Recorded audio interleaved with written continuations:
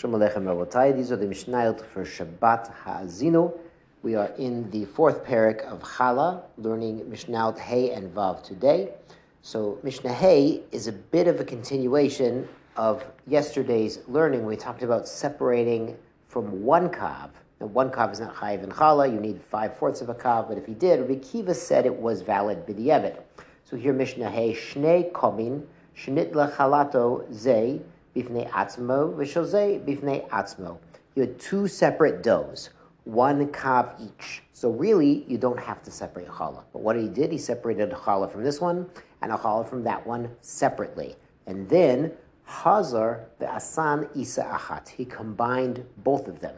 So now the total volume is 2 kav. So it's certainly chayiv in challah. Rabbi Akiva poter. Rabbi Akiva says it's pater from separating challah on the combined dough. Why? Because he already separated a challah from each kav separately. Rabbi Akiva held in Mishnah Dalit that that's challah b'di'evet. It's not gishmak, but it works as a valid challah. The chachamim chayivin, but the chachamim say he still has to separate challah because those original challah he separated when it was only a 1 kav dough is not a valid challah even b'di'evet.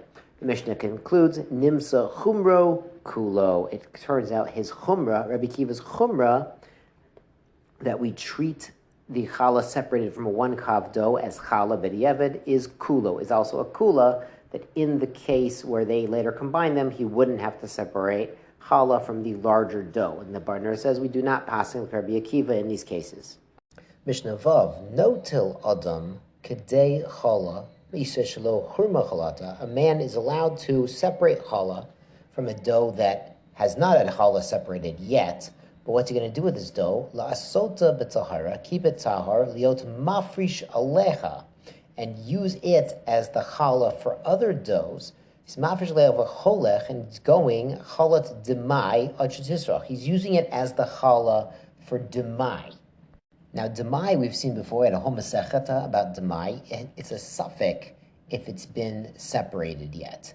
So if he has doughs that are suffix, if they need to take challah, he can set aside some challah and use it as the portion to be separating on doughs that maybe they need, maybe they don't need. And he can use it tisrach until it starts to get a little moldy and people aren't going to eat it anymore, and then it's not going to be a valid challah anymore.